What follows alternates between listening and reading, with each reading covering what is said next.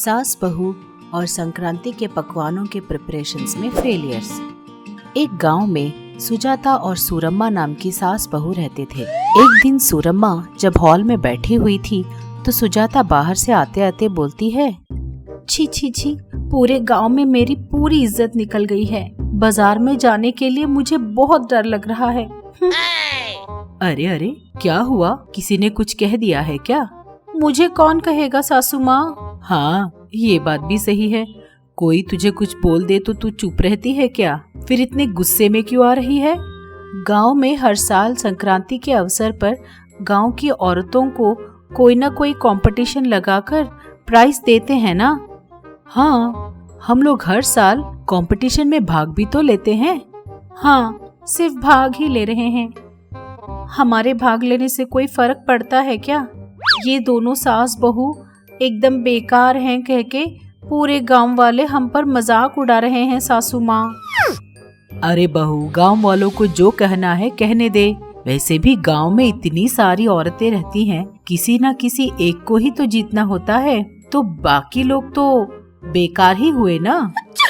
लेकिन सासू माँ, पूरे गांव की औरतों की निगाहें हमेशा हम पर ही टिकी रहती हैं। हाँ, उनकी नजर लग जाने की वजह से ही हम आधे कंपटीशन हार जाते हैं। लेकिन इस साल हम बिल्कुल नहीं हारेंगे सासू माँ।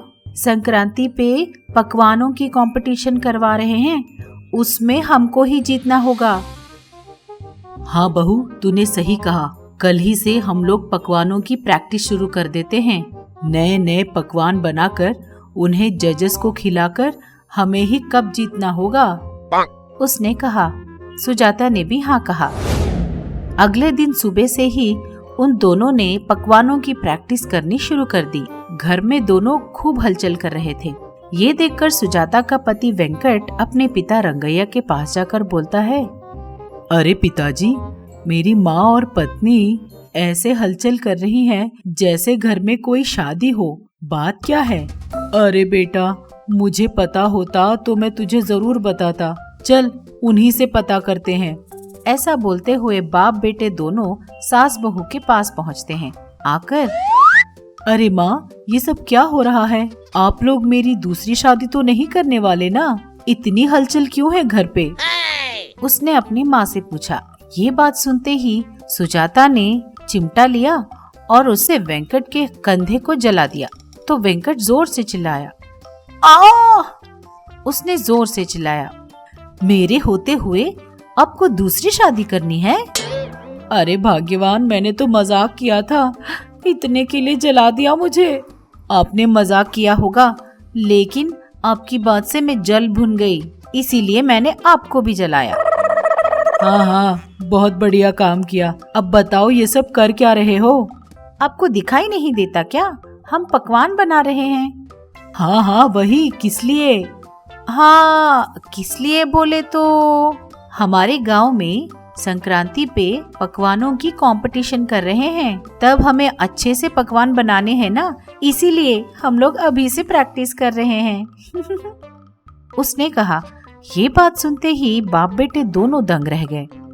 लेकिन ये कोई कबड्डी है क्या या क्रिकेट है कि अच्छे से प्रैक्टिस करके पिच में जाकर जाते ही जीत जाओगे? खाना बनाने की भी कोई प्रैक्टिस करता है? लेकिन बेटा, कोई भी कंपटीशन ही होती है। हर कंपटीशन से पहले थोड़ी प्रैक्टिस करनी जरूरी होती है, और हम लोग भी वही कर रहे हैं। बाप रे, प्रैक्टिस कर रहे हैं? इतने सालों से हम लोग देखते आ रहे हैं। ऐसा बढ़ा चढ़ा कर बोलते हो जैसे किसी ओलंपिक्स गेम्स में जा रहे हो। लेकिन एक बार भी, कम से कम एक बार भी किसी भी कंपटीशन में जीते हो तुम लोग? बेटा, अब तक हमने जितने कंपटीशन किए हैं ना, वो सब जैसे कि रस्सी खींचना, रंगोली बनाना, बोरी में पैर रखकर कूदना, पानी में गोलियां खेलना, ऐसे कंपटीशन करे थे। लेकिन पहली बार उन लोगों ने ऐसा कंपटीशन रखा है जिसमें हम दोनों एक्सपर्ट हैं। क्या कहा? तुझे खाना बनाना अच्छे से आता है? तो एक काम कर, अभी के अभी बता कि इमली की चटनी कैसे बनाते हैं? इमली की चटनी बोले तो चटनी में इस तरह बोलते बोलते वो सोचने लगी। अरे मूर्ख, तुझे इतना भी नहीं पता कि इमली की चटनी इमली से बनाते हैं, और तू बोलती है तू खाना अच्छा बना लेती है और जा रही है पकवानों की कंपटीशन में। बहुत चिढ़ा लिया आपने।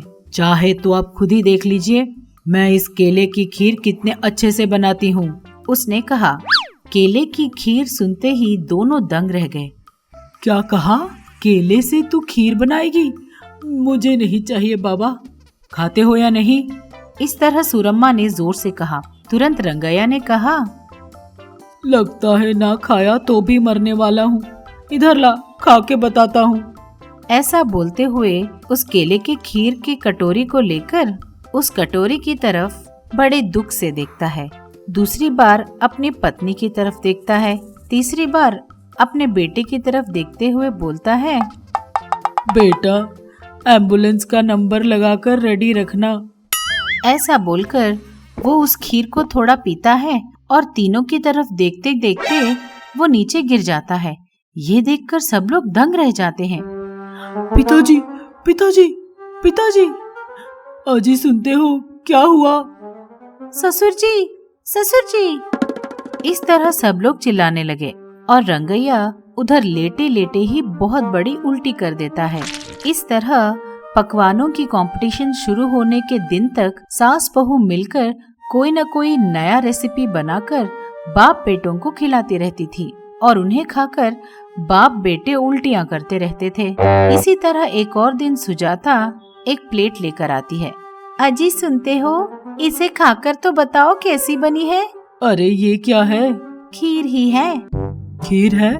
इधर ला तो। ऐसा बोलते हुए वो उस कटोरी को लेकर देखता है। अरे तूने तो कहा था कि ये खीर है, लेकिन ये तो देखने में हरा हरा है। खीर तो सफेद होती है ना? अरे अब सवाल क्यों इतने करते हैं, पहले पीकर तो बताइए कैसी बनी है, उसने कहा। वेंकट को खीर बहुत पसंद थी, इसीलिए उसने बिना कुछ कहे उस कटोरी में रखे सारे खीर को तुरंत पी जाता है और वो एक क्षण रुककर जोर से चिल्लाता है, हाय राम, जल गया। पानी, पानी, पानी। इस तरह चिल्लाते हुए वो दौड़ते हुए रसोई घर में जाकर पानी पी लेता है, लेकिन फिर भी उसके मुंह में जलन कम नहीं होती, तो वहीं रखे शक्कर के डब्बे से थोड़ा शक्कर अपने मुंह में डाल लेता है। बेचारे की आंखों से पानी बहता ही चला जाता है। तब सुजाता वहां आकर बोलती है, कैसी बनी है खीर, उसने कहा। ये बात सुनकर वेंकट दंग रह गया। तू अपने पकवान से मेरी जान लेने वाली है क्या? तूने तो कहा था खीर है, और पता नहीं क्या खिला दिया मुझे। उसमें इतनी ज्यादा मिर्ची थी। अरे अजी, वो तो खीर ही थी, लेकिन उस खीर को मैंने मिर्ची से बनाई है। ये बात सुनते ही वेंकट दंग रह गया। क्या कहा तूने? मिर्ची से खीर बनाया? पता नहीं कल तू जहर से लड्डू बना के खिला देगी मुझे। हाँ, आइडिया अच्छा है, इस बार जरूर ट्राई करूंगी, उसने कहा। ये बात सुनकर वेंकट दंग रह गया।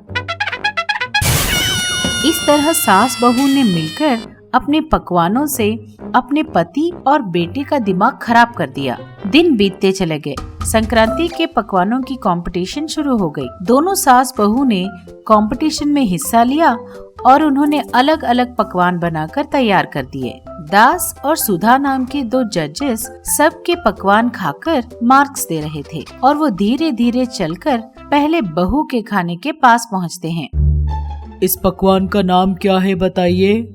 ये नए टाइप की डिश है सर, मैंने ही इसका पता लगाया है।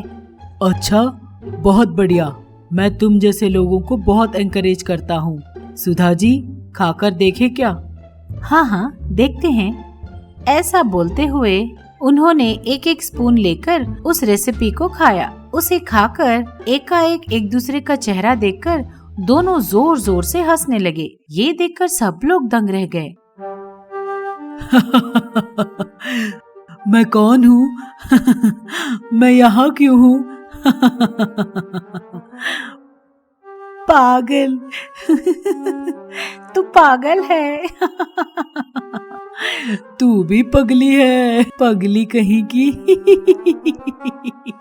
इस तरह दोनों पागलों के जैसे हंस हंस कर बातें करने लगे। ये देखकर सब लोग दंग रह गए। तब सूरम्मा बोली, अपने पकवानों से तूने उन्हें आधा पागल बना दिया है सुजाता। मुझे बहुत डर लग रहा है सासू माँ। नहीं नहीं, डरने की कोई बात नहीं है बहू। तेरा पकवान खाकर वो लोग पागल हो गए हैं ना। अब देख, मेरा पकवान खाकर वो फिर से पहले जैसे बन जाएंगे। ऐसा बोलकर उसने अपना पकवान खिलाया। बस और क्या, जैसे ही दास ने सूरम्मा के हाथ के बनाए पकवान को खाया, उसने अपने हाथ में रखे सारे पेपर्स फाड़ दिए और अपने कपड़े फाड़कर वो पूरी तरह से पागल बन गया। इधर सुधा भी अपने बाल नोचते हुए इधर उधर भागने लगी। ये देखकर, सासू माँ, मेरा पकवान खाके तो ये सिर्फ आधे ही पागल बने थे, अब तो लगता है ये पूरी तरह से पागल हो गए हैं, उसने कहा। ये देखकर सारा गांव दंग रह गया। अरे अरे, तुम दोनों ने अपने पकवानों से जजेस को भी पागल बना दिया है। इस तरह वेंकट ने बोला और ये सुनकर सास बहू दोनों दंग रह गए। నమస్కారం అండి, నేను మీ అందరూ మెచ్చిన అత్తని. హాయ్ అండి, నేను మీ అందరికీ నచ్చిన కోడల్ని. ఇక నుండి మీ అందర్నీ అలరించడానికి, మిమ్మల్ని ఆనందపరచడానికి మన మహా టీవీ ద్వారా మీ ముందుకి వచ్చేస్తున్నాం. మరింకెందుకు ఆలస్యం, ఇప్పుడే మా ఛానల్ ని సబ్స్క్రైబ్ చేయండి. నోటిఫికేషన్ కోసం గంట కొట్టుండ్రి. మీకు అత్తగారిష్టమా లేక కోడలి ఇష్టమా కామెంట్ రూపంలో తెలియజేయండి. చూస్తూనే ఉండండి మహా టీవీ.